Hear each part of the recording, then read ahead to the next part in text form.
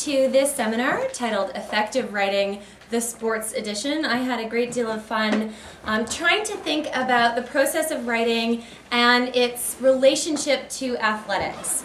So effective writing is one of the most important skills that you will develop during your time here at Bishop's, regardless of whether you're in the English department or psychology, biology, or neuroscience. And as athletes, I'm going to suggest that you already master the art of clear communication. So when Peyton Manning is in the line of scrimmage and he is calling out a play, he has to do it in 40 seconds or less. He has to communicate to 10 men a play that is probably very complex, and he needs to do it so effectively that the play actually happens. The consequences of a failure are a broken play, a turnover, or in the worst case, an injury. So if you translate that kind of clear communication into your writing, you have to be able to communicate effectively and clearly to your reader, and a failure to do so is a failure to get a good grade. The other thing that's really important for writing is discipline. So discipline in sports, you don't want to do something foolish. You don't want to have a technical foul in basketball because it'll make you look silly and it'll hurt your team. Discipline in writing is the same thing. If you have grammatical errors and typos, you've shown that you have no discipline, that your reader is looking at you, you're not professional, you're not clear. So as both an athlete and as a person, clear, effective communication with discipline and professional language will help you. So the first thing that you need to know is the difference between the independent clause and the dependent clause. An independent clause has a subject and a verb, and it stands on its own. It makes perfect sense on its own. And a dependent clause, often called a subordinate clause, provides an independent clause with additional information, but it doesn't stand on its own. It doesn't make perfect sense on its own. So I'm going to give you an example, and I want you to spot the independent clause and the dependent clause. This is a quote from Charles Barkley. "We don't need refs, but I guess white guys need something to do."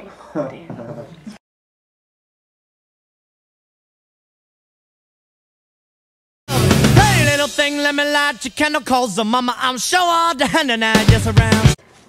The first thing that you should pay attention to is that clear thinking equals clear writing. So just in athletics, if you don't know a play inside or out, you haven't anticipated your opponent's strengths or weaknesses, you're not going to give yourself a chance to win the game.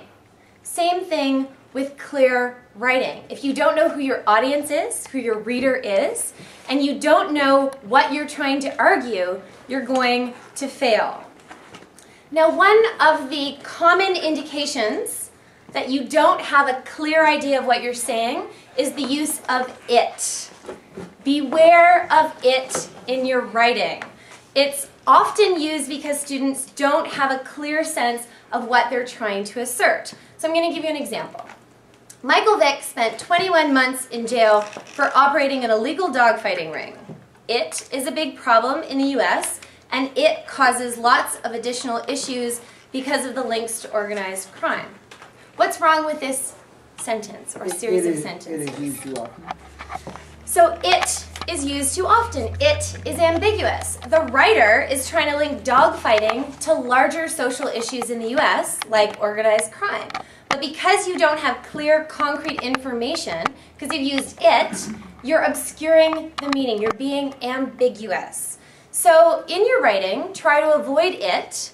And in your revision process, as you go back, after you've got your first draft, go and circle all of the its. And if it's not clear what you're indicating, swap the it with concrete information.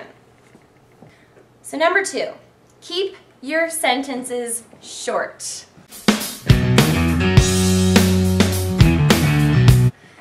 Just as a pick and roll play in basketball and a run middle in football are clear, easy, and even elegant in their simplicity, so is the act of writing.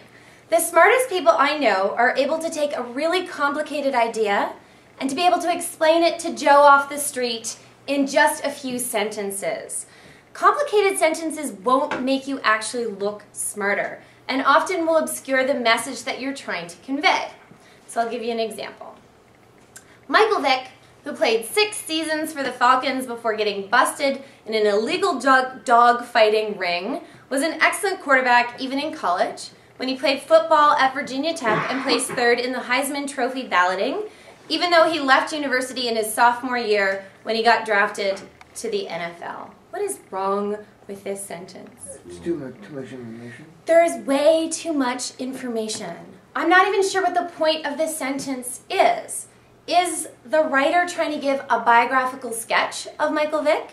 Is he talking about the lost talent? How Michael Vick lost everything because of this illegal activity? Or is it something else? I'm not clear as a reader what the information is that you're trying to convey. So keep your sentences short and simple.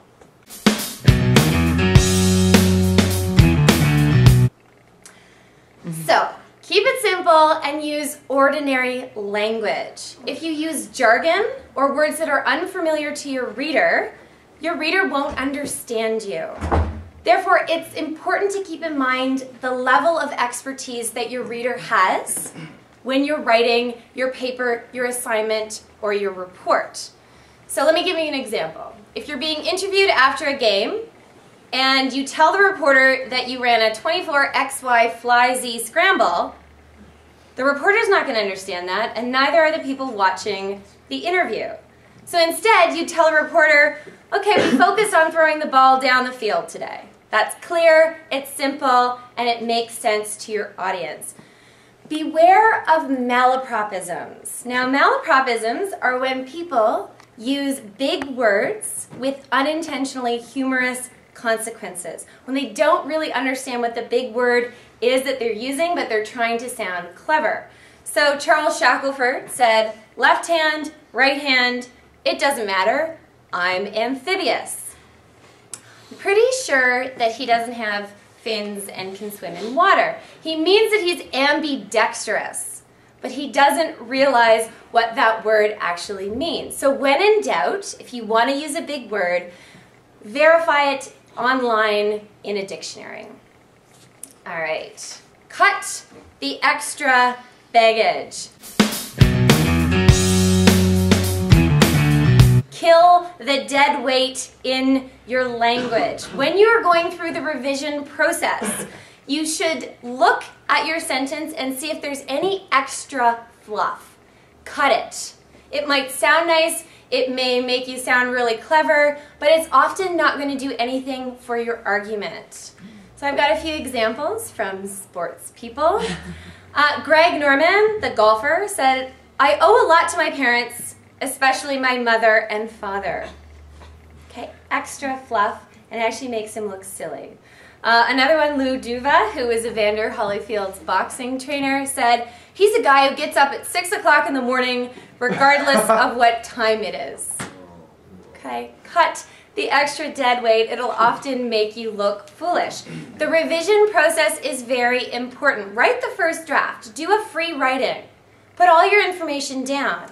But the real gold is in revising, is cutting all of this extra dead weight. Next tip for you, tip number 5, is put key ideas in key positions. Just as you put your best players in key positions during a game, you should identify your best ideas and put them front and center in your writing.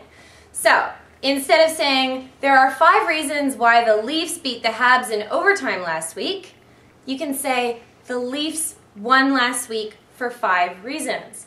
So that your reader doesn't have to go to the end of the sentence to figure out what you're talking about. That the subject is in that key opening position. Note that the second version takes fewer words. If you really want to highlight an idea, use the difference between an independent and a dependent clause. Put your most important ideas in your independent clause and put your secondary or your additional information in your dependent clause. So, Although I hate Michael Vick, I think he is a really talented quarterback. What is the dependent clause in this sentence?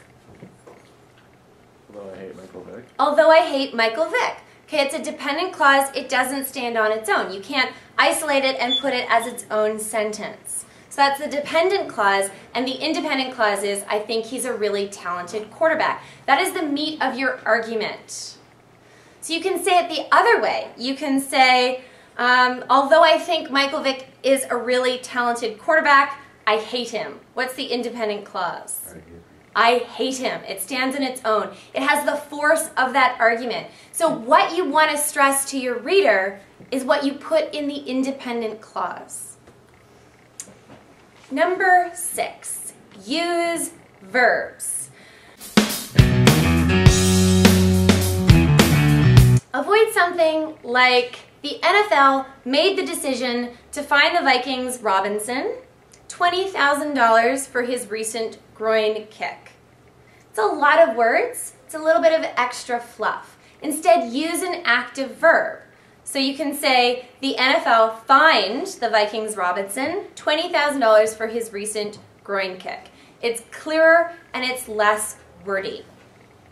So effective writing, for me, is a combination of practice, of revision, and of discipline. They're the exact same components that you have as student athletes. You have a performance, you then get feedback. You get feedback from your coach, you get feedback from watching film. In writing, you get feedback from your professor.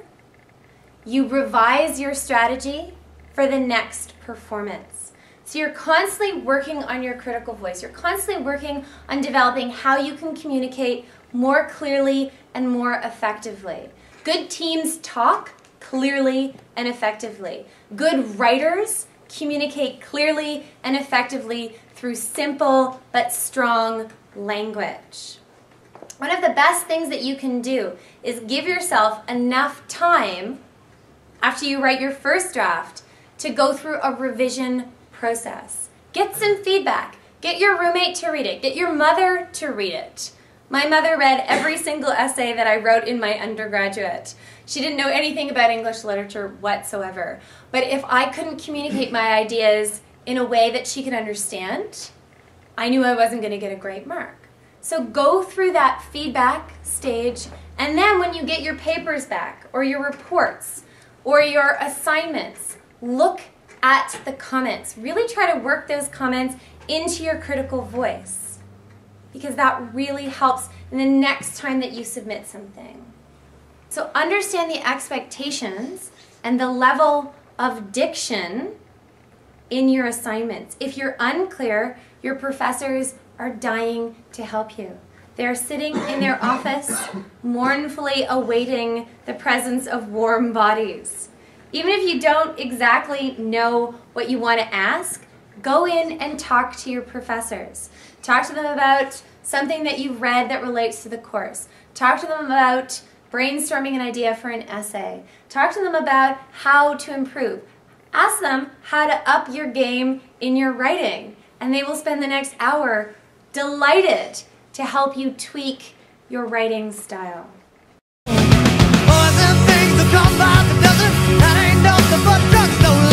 Hey little thing, let me light your candle, 'cause mama, I'm sure all the hand and I just around.